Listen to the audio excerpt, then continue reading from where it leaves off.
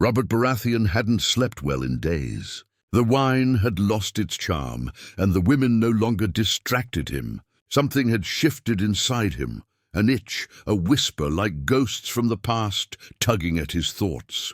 And at the center of it all stood Cersei Lannister. It was Ned Stark who finally pulled the truth into the open. The two old friends sat in the council chamber, late into the night, alone. The torches on the walls cast tall shadows, and Robert nursed a cup of wine, this time only half full. "She's lied to you," Ned said, his voice low and heavy. "All of them. Joffrey isn't your son, Robert.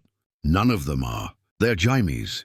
Robert didn't move for a long time. His fingers squeezed the goblet until the metal creaked. Then he stood, breathing hard, looking away toward the fire. "I always knew," he finally muttered. "Deep down I knew. But I didn't want to face it." "You have to now," Ned said. "For the good of the realm. For your name. You're the king, Robert. But if you die, the Lannisters will rule through that boy. And they will crush every Stark, every Baratheon, everyone who doesn't bow." Robert turned slowly. There was no laughter left in his eyes. No joy, only rage. "Then we kill them," he said. "All of them." Ned hesitated. "Not the children.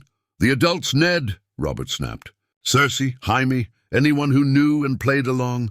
I'll deal with Joffrey when the time comes." That night, Robert didn't go hunting. Instead, he summoned Sir Barristan Selmy and Janos Slynt. With Ned at his side, he gave them orders that shocked the court. "Confine the Queen, arrest the Kingslayer. No one is to leave the Red Keep. Any resistance, cut them down." It all happened in a blur. Cersei was dragged from her chambers at dawn, screaming about treason and vengeance. Jaime, ever arrogant, drew his sword when confronted in the hall by the city watch. He killed 3 guards before Barristan himself ran him through the side. Not a killing blow, but enough to drop him to his knees. Blood soaked the marble. Tywin's golden lion was caged. Littlefinger tried to play both sides, as always. But Ned was ready for him. He ordered Peter arrested on the spot. "You once told me not to trust you," Ned said coldly. "For once, I listened." Within 2 days, the Red Keep had changed. The gold cloaks followed Robert's orders again. Cersei was locked away in her old bedchamber under heavy guard. Jaime was in the black cells. Joffrey, confused and terrified, was kept under watch. He begged to see his mother. Robert refused. Letters were sent. To Stannis at Dragonstone, "You are my heir. Come to King's Landing and bring your fleet." To Renly at Storm's End, "Summon the Baratheon bannermen. Stand by your king." To Hoster Tully, Jon Arryn's old ally in the Riverlands, "House Stark and Baratheon call for your aid against Lannister treachery." To the Vale, "Tell Lisa Arryn her late husband's killers were not who she thought, and justice is coming." Robert sat on the Iron Throne again, but this time with fire in his heart and purpose in his mind. The wine stayed in the bottle. He spent his mornings in the council chambers with Ned, drawing plans for what was to come. "We strike Casterly Rock before Tywin can react," Ned said. "We take away their power, their gold," Robert grinned. "Aye, let's see the old lion roar with his cubs locked in cages." But the king knew better than to underestimate Tywin Lannister. Ravens were already flying to the Westerlands. War was coming. It would not be clean. It would not be quick. But this time, Robert and Ned were ready, united, determined, and with the realm behind them. For the first time since the rebellion, the 7 kingdoms had a king who truly ruled. And the lion's shadow had finally begun to shrink. The raven landed at Casterly Rock just before dusk. Its message, sealed in black wax with the Baratheon stag, was short and sharp. "Your children are imprisoned for treason and incest. Jaime Lannister has confessed. Prepare yourself, Lord Tywin, for the justice of the crown." Robert Baratheon, king of the 7 kingdoms. Tywin Lannister read the note without blinking. Then, without a word, he handed it to Kevan, his younger brother. "This is war," Kevan whispered. "They've gone too far. They've gone just far enough," Tywin said coldly. "And now we will go further." He turned toward the window, where the golden sunset bathed the sea. His face was carved from stone, no emotion, no anger, just calculation. "Summon every bannerman, every sword, every coin. We march. Back in King's Landing, Robert paced like a caged bear. The longer he stayed sober, the more clearly he saw the mess he had let grow under his own roof. "How many years have I sat on that damn throne and let the vipers nest under me?" he growled. "You trusted the wrong people," Ned said, standing at his side. "But you're correcting that now." I should have trusted you more." "You've always had the spine I lost somewhere in a whorehouse."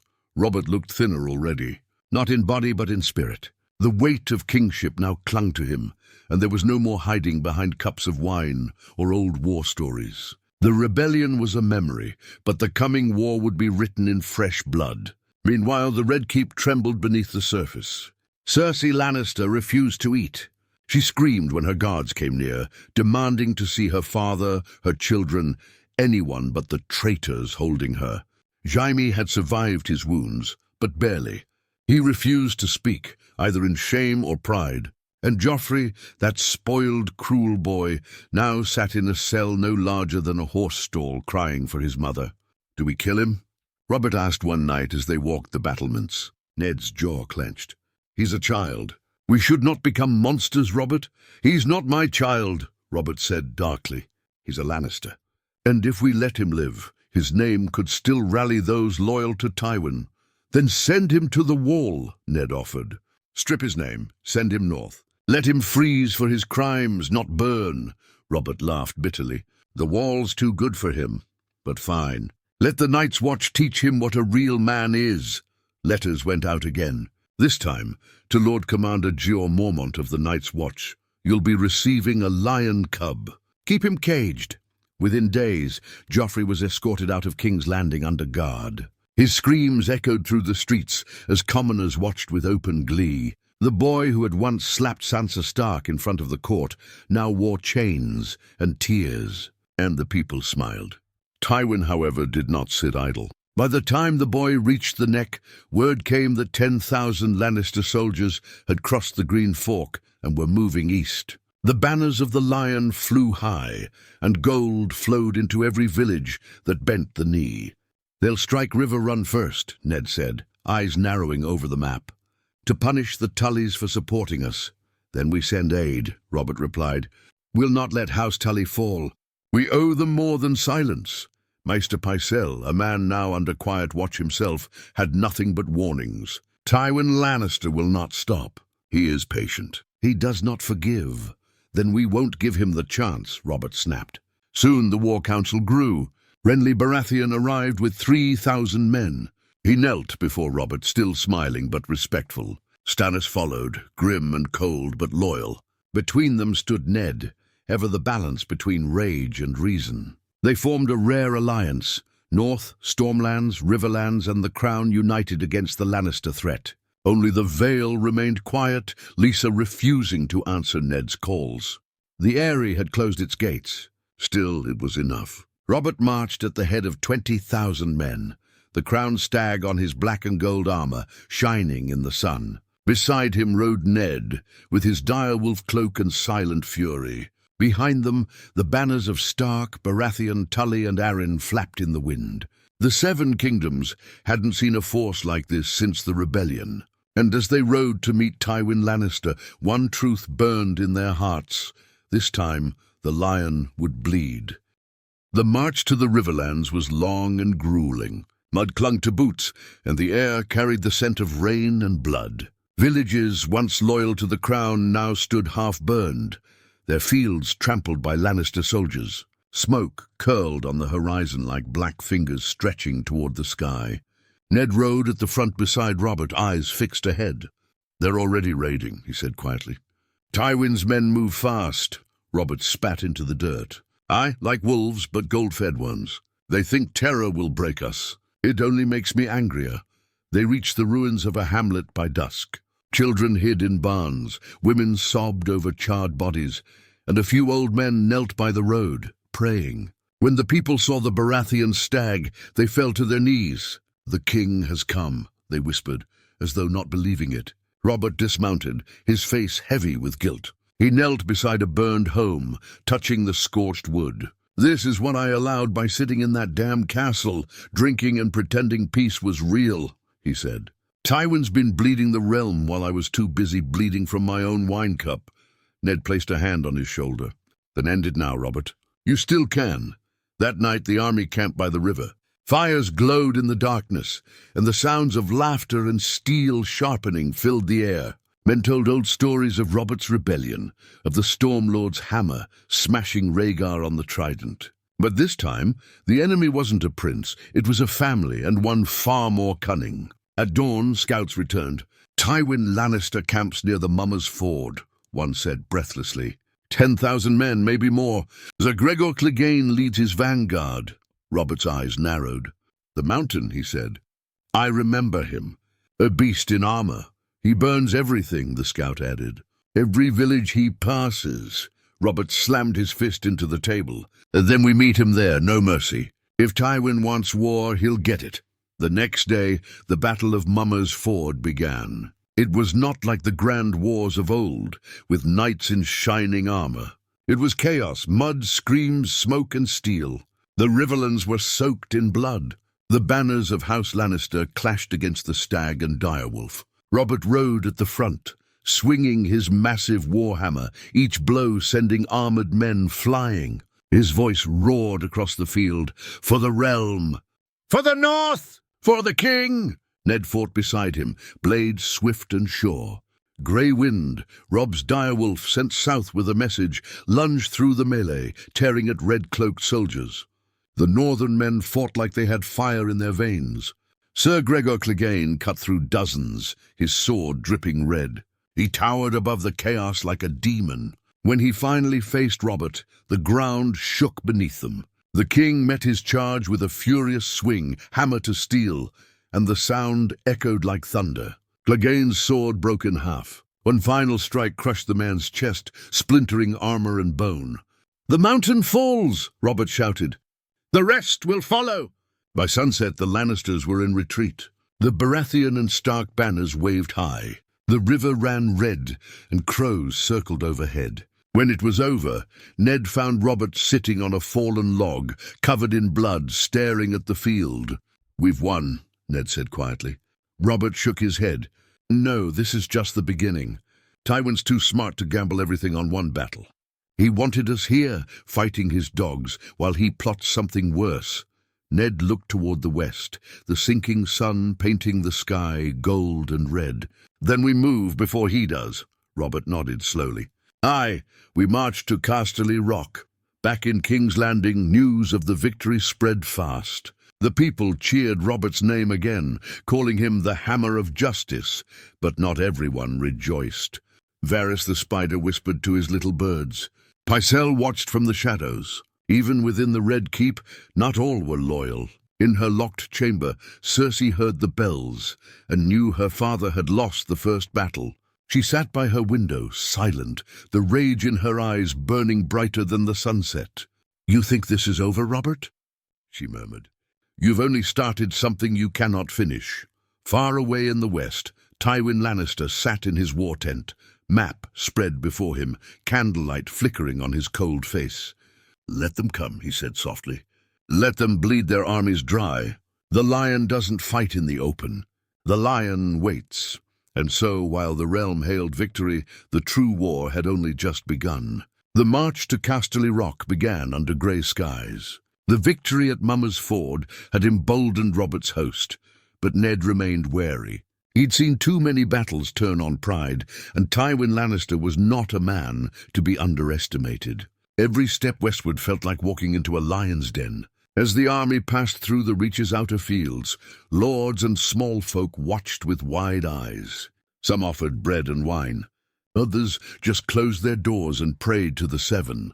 The power of House Lannister stretched far, even here, in places their soldiers hadn't touched. One morning, as the host rested near a stream, Renly approached the king's tent with troubling news. "Tywin's army didn't retreat to the rock," Renly said. He split his forces. "One half went south toward the Reach. The other is heading for the Twins," Ned frowned. "The Twins?" "That's Tullyland. If Tywin wants to cross the river, he'll need Frey's support," Robert grunted. "Old Walder Frey is as slippery as a fish. He'll do whatever gets him ahead." "We can't let them take the Riverlands," Ned said. That's our backbone. If they cut us off from River Run, they'll isolate the north. Robert leaned over the map and jabbed a thick finger near Harrenhal. Then we split too. You take half the host east, cut them off near Harrenhal. I'll take the rest west to Casterly Rock, put pressure on Tywin's home, and he'll be forced to turn back. Ned hesitated. We should stay together. And give Tywin room to move? Robert barked. No, we strike both heads of the snake. After a long silence, Ned finally nodded. Fine, but if you fall, Robert... I won't, Robert said, smiling bitterly. I've survived worse than Tywin Lannister.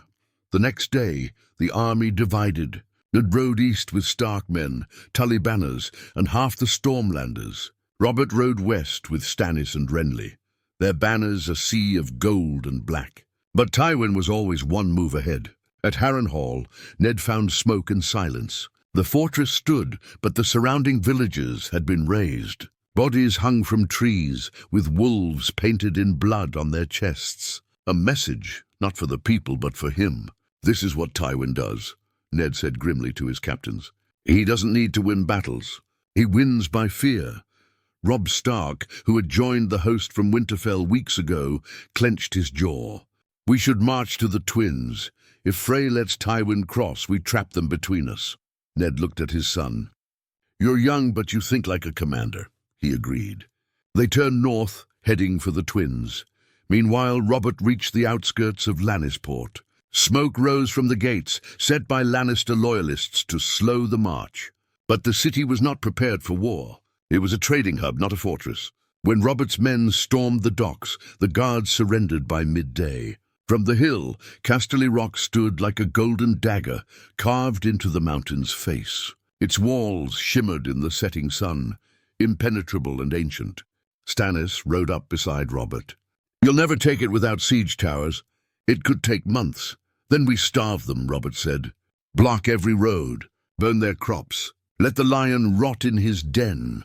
But Tywin wasn't in Casterly Rock. That night a rider arrived under truce. The man wore red and gold and handed Robert a letter, sealed with a lion's paw. To King Robert Baratheon, you hold my city but not my legacy. Casterly Rock is a symbol. My power lies in men, coin and fear. Ask Lord Stark how quiet the Riverlands are. Ask the Freys where their loyalties lie. Ask yourself if you've truly won anything at all. Tywin Lannister Robert crushed the letter in his hand. He mocks us. From the shadows, he's right about one thing, Stannis said. Holding the rock means nothing if he burns the Riverlands behind us. Robert nodded. Then we lure him out. Spread word that I've claimed Casterly Rock for the crown. That I sit on Tywin's throne. Let's see if his pride lets that go unanswered. While the armies played at strategy, dark tides moved elsewhere. In King's Landing, Cersei had gone silent. Locked in her chamber, she met with no one. The guards feared her now, not for what she said, but for what she might do. Rumors spread like wildfire, that she still had allies in the Red Keep, that gold flowed from secret tunnels beneath the city. And in the east, across the narrow sea, whispers spoke of a girl with silver hair and dragon's blood, rising in the desert with something ancient behind her. But for now, in Westeros, the war between king and lion raged louder than any dragon's cry, and Ned Stark, riding hard for the twins, would soon discover that the Freys had made a choice, one that could shake the foundations of everything he and Robert had built. The twins loomed ahead like grim sentinels over the Green Fork, two grey towers connected by a stone bridge, ancient and cold. House Frey had always been slippery, but as Ned Stark and his host approached, he saw no welcoming banners, no soldiers lining the walls in honor of a visiting lord. Just silence. It didn't sit right. Do they even know we're coming? Robb asked, his horse shifting beneath him. They know, Ned muttered. Walder Frey always knows. The drawbridge lowered slowly as they approached, creaking under its own weight. A line of guards stood at attention, though not a single one bowed. An old man in dark furs stepped forward, flanked by two younger sons who wore smugness like armor. Lord Eddard Stark, the old man croaked. I suppose it's an honor. Lord Frey, Ned said, forcing civility. You've had visitors, I hear. The Lannisters march this way. Walder Frey smiled without warmth. Many banners pass through these lands. A lord must be cautious whom he allows to cross. Ned narrowed his eyes. And which side has earned your favor? The old man shrugged. The side that survives, of course. But I've made no oaths yet. Ned dismounted and stepped closer. I don't have time for games, Frey. Tywin Lannister is bleeding the Riverlands dry. The crown marches to stop him. If you don't stand with us now, you'll find your towers burned when the lion comes for your bones. Walder licked his lips and looked away. Perhaps there's something I might want in exchange. Robb moved forward, but Ned raised a hand.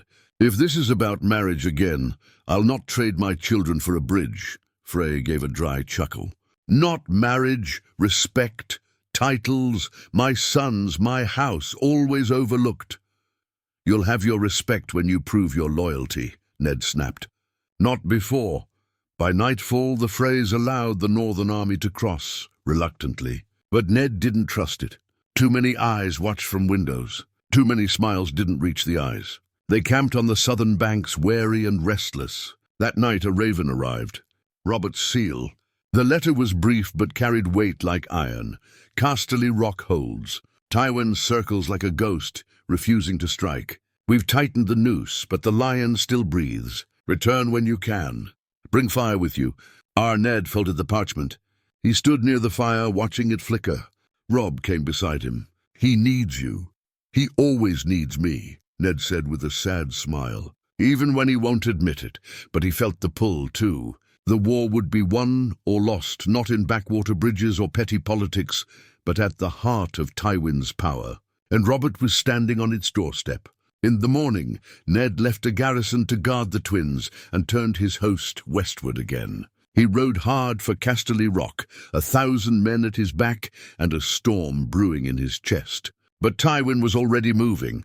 Farther south in the Reach, his agents whispered into ears. Gold exchanged hands. Alliances shifted. A few minor houses bent the knee to Lannister promises, while others simply looked away. And in King's Landing, the game grew deadlier. Varys had remained silent for weeks, watching, gathering. Now he slipped into Ned's old chambers, where Maester Luwin and Sir Barristan held what order they could. "We have a problem," Varys whispered. "Another?" Barristan grunted. "Queen Cersei has been quiet. Too quiet. She's not sending ravens, not seeing servants. But last night one of my birds saw her with Qyburn, a former maester, exiled for experiments." Luwin frowned. "What kind of experiments?" "The kind that stink of blood and black magic," Barristan straightened. "We should remove her now." Varys shook his head. "Too late. I fear she's already set her plans in motion." And she had. Beneath the Red Keep, in the old tunnels built by Maegor the Cruel, Cersei knelt before something ancient. Qyburn stood behind her, holding a small chest. "I won't lose to them," she whispered. "Not again. If they want war, I'll bring them fire." Qyburn opened the chest. Inside, a green glow pulsed softly. "Wildfire," he said. "Enough to turn half the city to ash. Then we'll use it." Back at Casterly Rock, Robert met Ned on the road with a tired smile. "You look like you've ridden through hell." "I passed through the twins, close enough." Robert laughed. "Good. I need you now more than ever." They rode together toward the siege lines. In the distance, the rock loomed high, and just beyond it, smoke curled from the south. "Tywin's finally moving," Ned said. Robert nodded. "And I'm done waiting." They would strike soon. But none of them knew that the greatest threat wasn't behind the rock's walls. It was waiting beneath the streets of King's Landing, with a mad queen ready to burn it all. Tywin Lannister watched the smoke from the south with cold calculation in his eyes. He sat beneath a crimson canopy in the field just beyond Ashmark, surrounded by trusted bannermen. News had reached him that Robert Baratheon had seized Lannisport and surrounded Casterly Rock, that his sons were separated, Stannis stationed near the coast, Renly reinforcing the inland flanks, that Eddard Stark had returned from the Riverlands and joined Robert's camp, and worst of all, Jaime, his golden son, still lay in a dark cell in King's Landing, a prisoner of the man Tywin hated most. "Let the king wear his crown on my doorstep," Tywin muttered. "It will be his grave." His captains listened silently, waiting. Tywin didn't shout, didn't pace. His power came not from rage, but from ruthlessness. He pointed to the map spread before him, stained with wine and ash. We strike from the south, a false retreat through the red hills to draw Stannis out, then cut him off and crush him. Without his brother, Robert loses his shield, and without the north, he loses his teeth. One of the bannermen, a young knight from House Lefford, spoke carefully. But Lord Tywin, if they breach the rock, they won't, Tywin snapped. There are tunnels beneath the mountain that even Robert doesn't know. If they enter, they'll never leave. Far to the east, Robert and Ned stood upon a cliff overlooking Casterly Rock. The castle was magnificent, massive, carved into the very bones of the mountain. But it was no longer just a monument to wealth. It was a target. We've sealed the roads, Ned reported. No grain, no reinforcements, no escape. Robert nodded, rubbing his beard. And yet he doesn't strike. He waits. Tywin Lannister's patience is more dangerous than a blade. Then we force his hand, Ned said. We stage a feint. Make him think we're launching a full-scale assault at night. He'll either counter or panic. Let's hope he panics, Robert muttered. Because I'm growing tired of sitting. I didn't ride across half the realm just to play games with an old coward. That night, the drums of war thundered through the hills. Fires were lit across the eastern ridge of Casterly Rock. Siege towers rolled forward, manned with archers and barrels of oil. Battering rams struck the gates, not to breach them, but to rattle nerves. It worked. By dawn, several Lannister outposts had fallen. Captains abandoned their watchposts. Civilians fled toward the coast. The rock didn't fall, but it groaned. Inside the keep, Tywin received the report with his usual stone-faced stillness. But in his silence was fury. They want to draw me out, he said. So be it. Pull back from the southern pass. Make it look like we're retreating. When Stannis moves to claim it, we cut him off and strike from both sides. We'll carve a path to the sea with Baratheon blood. Yet there was one thing Tywin did not know. Ned Stark had sent a small, elite force through the western woods, guided by local scouts. Their mission: find the hidden tunnels beneath the rock and map the layout for a direct infiltration. At dusk they returned. We found it, the scout said. A mine shaft. Sealed but not guarded. It leads into the lower levels of the keep. Old smuggler routes, perhaps. Robert grinned like a wolf. So we smoke the lion out from below. Ned was less convinced. It's risky. A small force could enter undetected, but if it's a trap, then we die with our swords in our hands, Robert said. But we'll die kings. As plans were drawn and forces moved far away in King's Landing, the true dagger hovered over them all.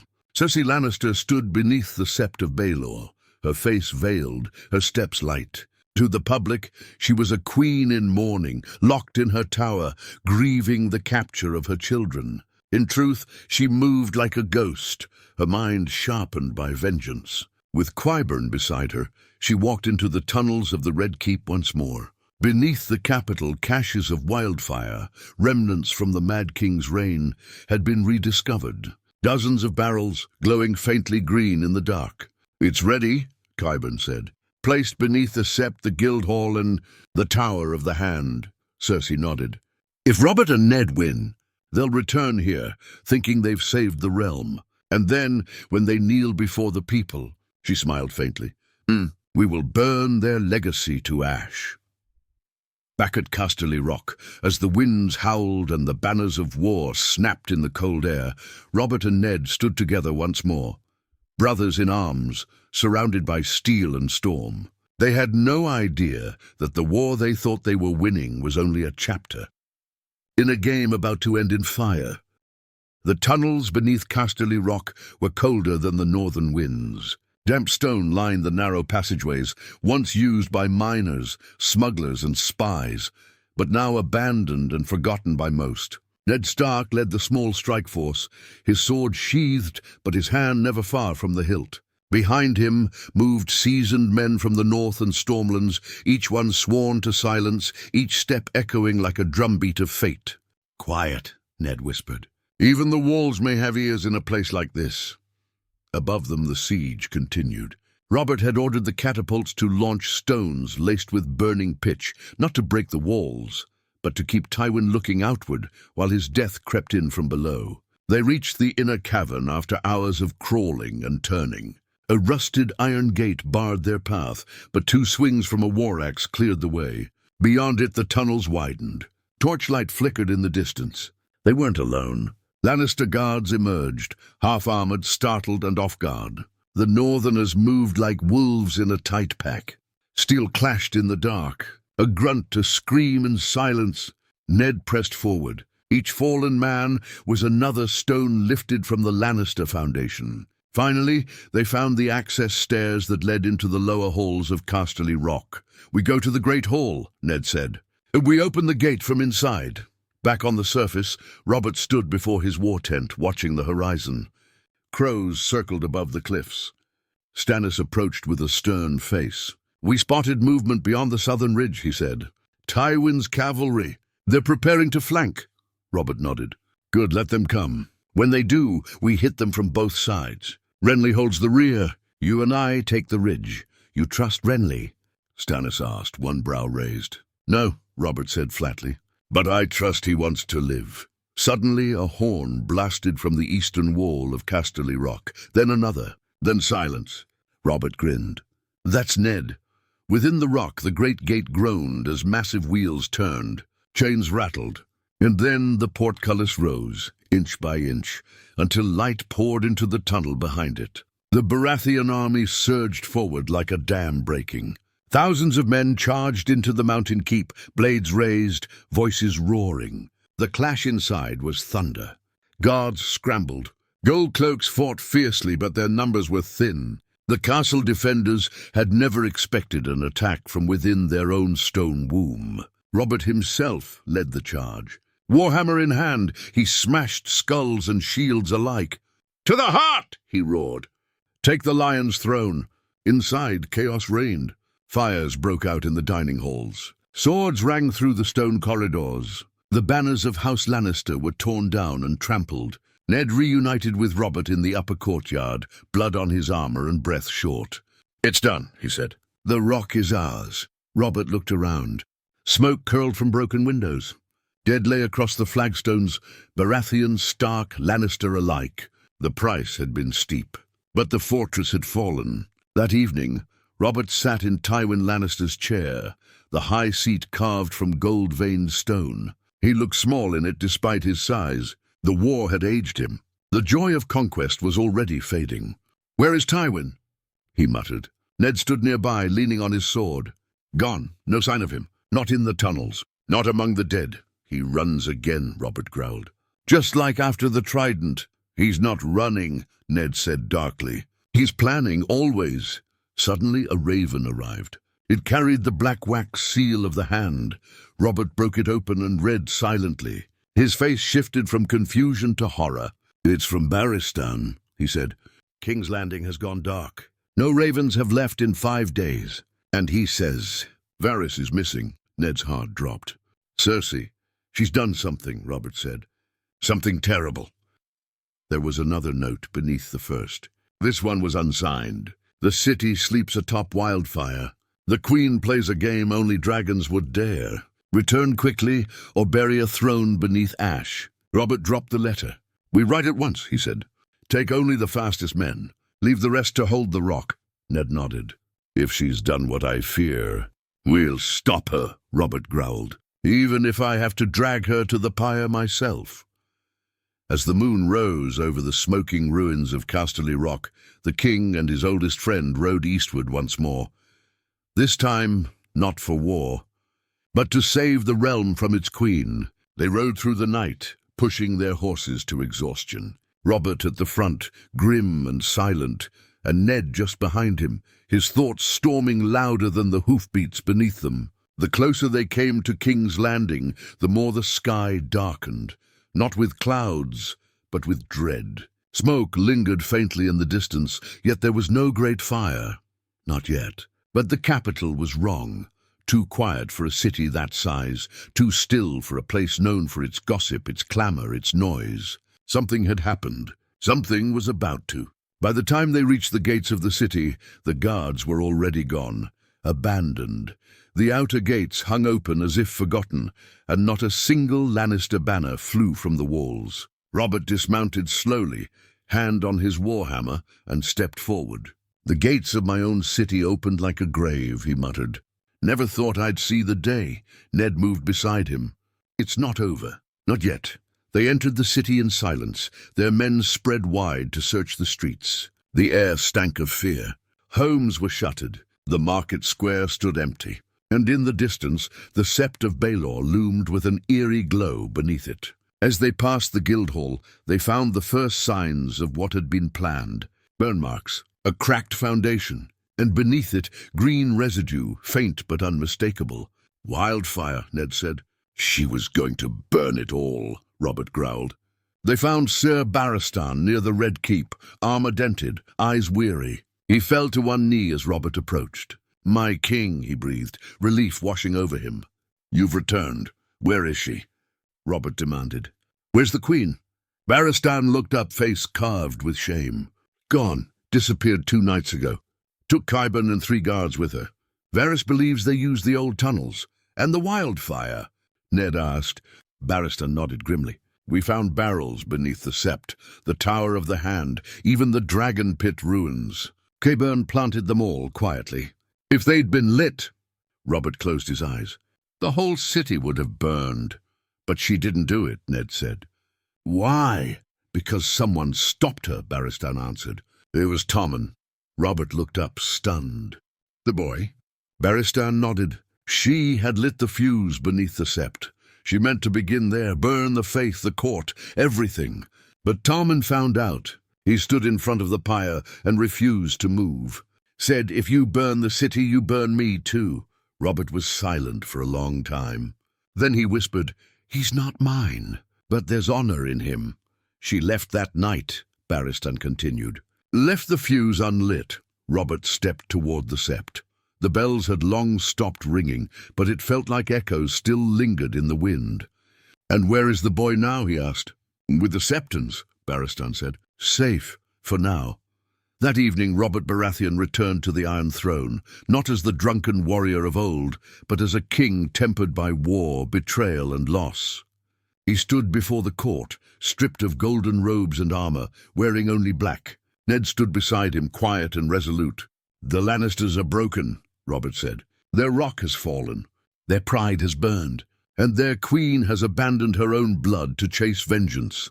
He looked out over the gathered lords, Stannis, Renly, Tully men, Arryn envoys, and even a few from Dorne and the Reach. "But this war has left the realm bleeding. We cannot rule it through fire and fear." He turned to Ned. "I name Eddard Stark my hand, not for loyalty but for truth. He is what I should have been." Then he turned to the crowd again. "And the boy, Tommen? Though not my son by blood, he stood for the people. He stopped a city from burning. That's more than most kings have done. He will not sit the throne, but he will live, protected, raised in peace. Let no man harm him." The court was silent, but the mood shifted. Not triumph, not celebration, but something rarer, peace. In the months that followed, order returned. The wildfire was removed barrel by barrel. Cersei was never found. Some whispered she fled to Essos, others that she walked into the sea.